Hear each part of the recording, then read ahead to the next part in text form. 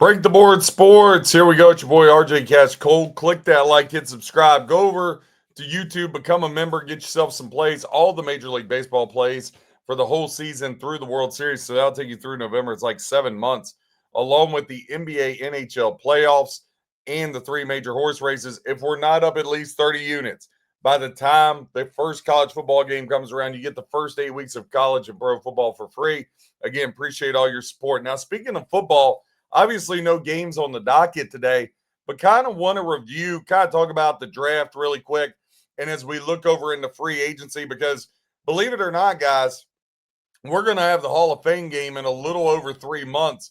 So going to be interesting. Now, obviously, Fernando Mendoza, first pick in the NFL draft.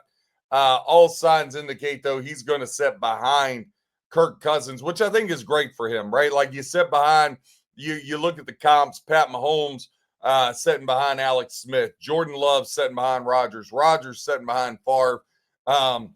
It's been documented over and over again in these situations. It tends to really work out. So I think it's a great fit for the Raiders. Now the Raiders, I think they had an A-type draft, right? Not only did you get the best quarterback and a guy of need, but I really like what they did in the second and third rounds. Trading Stoops, the defensive back from Arizona. Obviously, this Raiders defense absolutely atrocious. Also, the fact, they brought in Tyler Lindenbaum to play center. In the third round, they get Trey Zune, the third guard out of Texas A&M, so they fill a need there. And then later in the draft, again, working on that secondary. I love what they did. Fifth round, Dalton Johnson, the safety out of Arizona. Hezeki Massis, the corner out of Cal, Jermad McCoy, the corner out of Tennessee in the fourth round. So they went heavy in the defensive backfield, which, again, they needed to do. So, again, I don't think, unfortunately, the Raiders are going to finish last in the division regardless. You're there with the Chiefs, the Broncos, and the Chargers. But they're going to be really competitive, and they're going to steal some wins as time goes on, no doubt. A team I think had probably one of the three best drafts. And it's easy to say that because they had 2 picks inside the top 20. I still feel like the Jets got the best defensive player in David Bailey. I know some people, we're talking about Downs or Arvell Reese. A lot of people. But look, David Bailey's been a man amongst boys, defensive end out of Texas Tech. I love what he brings. Also, Kenyon Sadiq, the tight end out of Oregon. Sadiq is a guy, right, that could change. When I look at him, he's exactly like a Gronkowski, a Kelsey, but with speed, right? Fits more like actually Antonio Gates, I think, is a great comp for him. I just love what the Jets were able to do there in the first round. And the Jets typically draft somewhat decent. It's just once they get them in the door, the Jets' whole operation, especially Aaron Glenn at head coach, that's going to be a disaster. But then they went and got Omar Cooper Jr., wide receiver out of Indiana. They got another corner, D'Angelo Pons out of Indiana. I didn't really understand the Cade Klubnik pick. I think the Jets trying to draft a quarterback's an awful idea because they don't have anybody that can develop them. Seventh round pick that was a little sneaky. Still there, the safety VJ Payne. I like that pick. So, again, the first 3 picks in the first round, home runs for the Jets. Bailey, got your pass rusher, got 2 really good pass catchers. Now, again, the Jets have absolutely nothing at the quarterback position, and they got an inept head coach. But I like what they did in the draft even still. Also, I loved what the Philadelphia Eagles did. First round, you get Mekhi Lemon, wide receiver out of USC. Him and Devontae Smith paired up together is going to be absolutely phenomenal. Also means that's definitely the end of A.J. Brown. Now, A.J. Brown, he brings a lot of interesting things. Obviously, been pointed going at the Patriots. But listen, I still think the Buffalo Bills are live. I still think the Kansas City Chiefs are live. I definitely think the Chiefs are live because the Chiefs, one thing that they didn't do, and the Chiefs, I like what they did with Mansour Delane, right?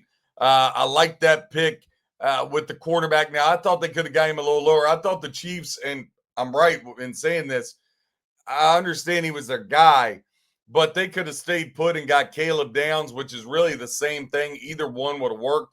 I liked what they did at the bottom of it, though. Peter Woods, defensive tackle at Clemson. He's a guy that was projected to be a top 5 pick the year before, and like the rest of that Clemson team, fell off the face of the earth. I love the second round pick with the edge, Mason Thomas out of Oklahoma. So again, the Chiefs addressed the defensive line because again, Jones getting long in the tooth, and Mansour Delane, corner LSU, come right back in the fourth. Jaden Kennedy, corner out of Oregon. So I love all that. I like Cyrus Allen, late pick. It's a 5th rounder, wide receiver out of Cincinnati. I don't know if he really scratches the itch, but I do like the fact they went after a wide receiver in the 5th. Their 7th round pick makes absolutely no sense. Why you would draft Garrett Nussmeier makes no sense. If you have Pat Mahomes, the only logical thing is to find a good quality backup. And so, again, they traded Trent McDuffie away to the Rams. I thought they refilled the need very well, but I didn't like what they did after that. As far as, well, let me rephrase that. I love what they did on the defensive line, the secondary, but they have to address the wide receiver position, which brings me back to A.J. Brown.